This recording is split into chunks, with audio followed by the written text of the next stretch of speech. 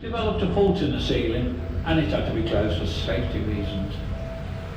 They started digging this tunnel nice to the curve to the left, and where these yellow lights start, you'll see they found a natural fault in the limestone, which is right above your head.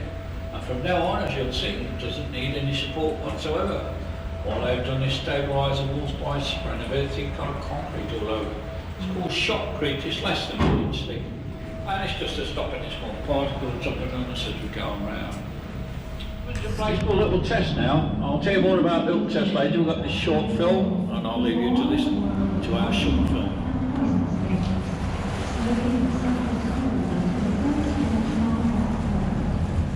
Compounder. No mechanical devices are ever used in these mines to dig the limestone out. Shaft, put it, and push the trucks down the tunnels and tip it directly into the boats that was moored up on either side. This towpath on the right, if you like, we've been put in there later on, and they fill the middle up as well. But we have these different shows throughout the year in these mines. Right across the spectrum of entertainment. People get married in this one on a regular basis, believe it or not. And yes, we do put the lights on for them. Of course, they're not totally in the dark. That's apart from the bridegroom, he's always in the dark, if you ask me, but a personal view, I suppose. But we have lots and lots of things going on throughout the year. And a few weeks ago, we had a choir singing in there, 50 strong choir. 50 people were singing their heads off. Really fantastic they were as well. And really very nice. They're singing all Queen songs and all sorts right across the spectrum of songs. This is our 1984 tunnel, that was the year this was built. The big concrete tube that was travelling there. Calville Metro, local artist, if you like, in steel, and he made that shovel for us. He also made a replica of the Titanic anchor as well, believe it or not. And that was on TV when they did that. He's actually put that replica back in Netherton, where it belongs, to replace it, and they reenacted it, bringing it back as they took it out, if you know what I mean. To our right, if you turn the lights off, mate, you can see our massive tunnel that carries on going, a couple of miles. That was extended in 1792, well, this is all 1778.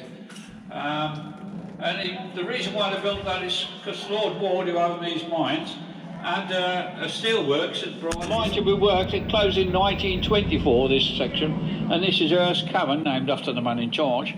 All we've added to this little setup, by the way, are the mannequins and the electric lights. Everything else in there, the trucks, tracks, ladders, tools, even the kettle and saucepan on these imitation fires, these were all left behind when it closed in 1924. And it was the last limestone in these mines as well. And that's children about 9 years old, by the way. So yeah, if they were blown to pieces, bad luck. Simple as that. And that's why they give them to, the men would give them to the children as opposed to the men doing it. If they did it correctly, they would blast away the limestone. The trouble with limestone is very, very fickle as far as strata is concerned, because it can change from very, very hard to very, very soft in less than a metre sometimes. So when they know blasting away with the gunpowder or digging it out with picks and shovels, they never knew how much was going to fall down on them. That was a shaft, by the way, it's what they sank down when they constructed the tunnel.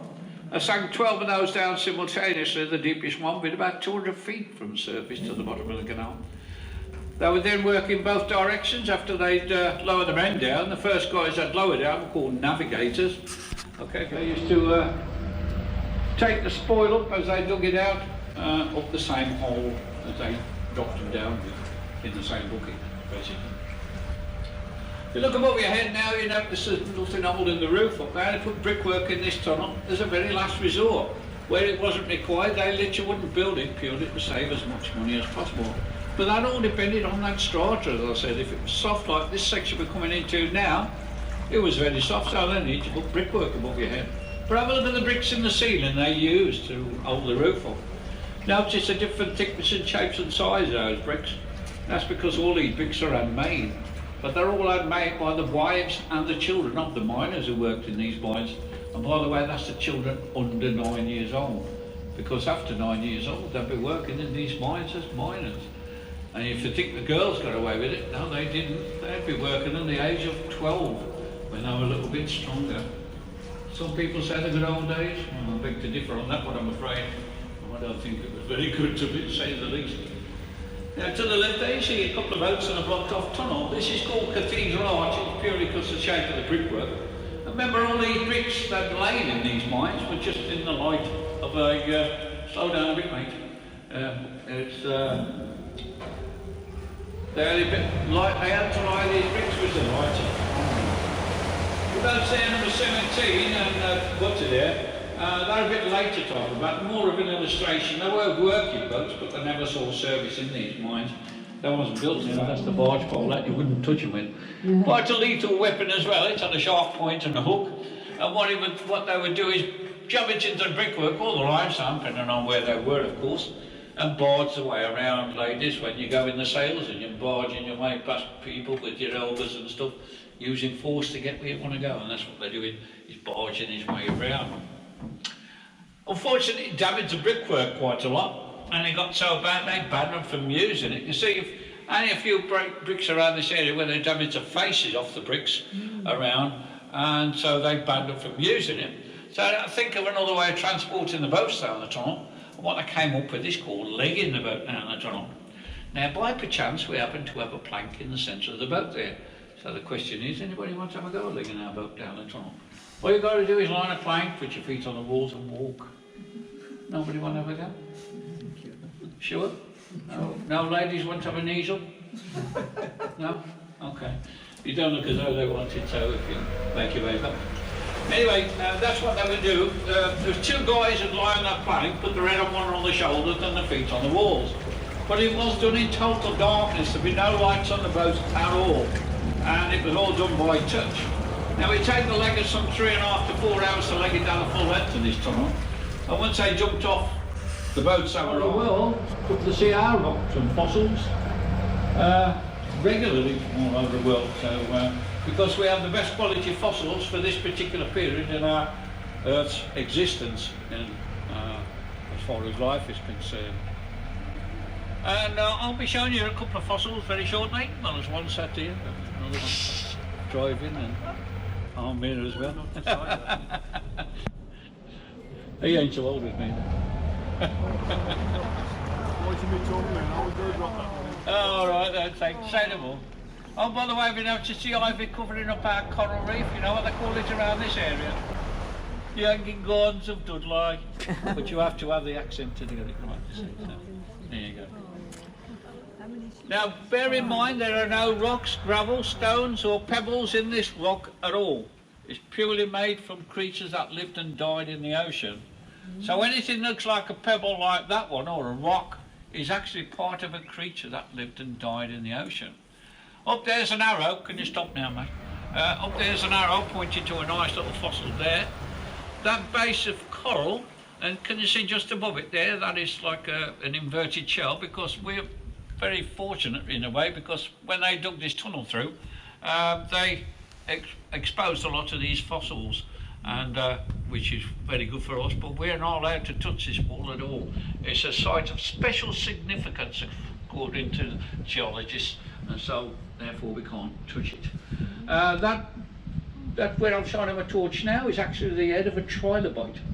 Now, trilobite is commonly known around this area as the Dudley bug, because they're so prolific around this area, and the miners used to dig about. It's only about 4 or 5 miles thick now. We're still floating around on it, but then it was only about a mile or less than a mile thick at most times, and so our continents, we were one massive continent. We joined onto Europe and America at the edge, and we were on the edge of it at the time, and that's how we managed to get all this limestone. We were actually underneath the water then when this was being laid down. Now, don't forget, this goes down quite a few hundred metres thick, this ocean. And you can't get any farther away from the ocean than where we are now, can you? It's about 125 miles away. On the fault line, we're on top of it, and it's being pushed away from us as we speak. America is actually moving away from us about 2 or 3 centimetres a year.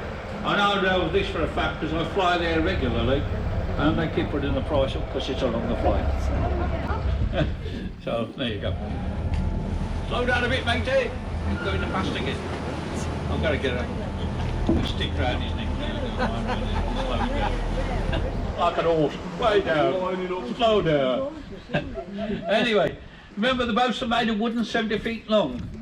Now they used to moor the boats up on either side and bring the limestone from each mine on a track, in a truck, and tip it directly into the boats that was moored up on either side. Now if I kept doing that in a wooden boat without moving it, they'd end up with a big pile in the middle and they could literally break the back of the boat, snap it in half. Stop that happening, they built these 2 blocked off tunnels. They could chip out the metal in the pure stage into the moulds or what they use it for. They even use it to lay the bricks in our tunnels with, believe it or not. They used to mix the lime powder with sand, black ash and water. Lime mortar is what they call it now. They still use it even to this day, but it's all imported now, the lime powder is. If the architects ask for a lighter joint in the brickwork, they would mix the lime powder with sand and cement and water, and that would dry to a lighter joint. They used to just paint the walls with, believe it or not. Ever heard of wallop in the wall? Anybody got an entry up the side of the house? Or are you all posh and you had detached houses without an entry? Anyway, they used to paint the entries up the walls, up the entries to get a bothered light.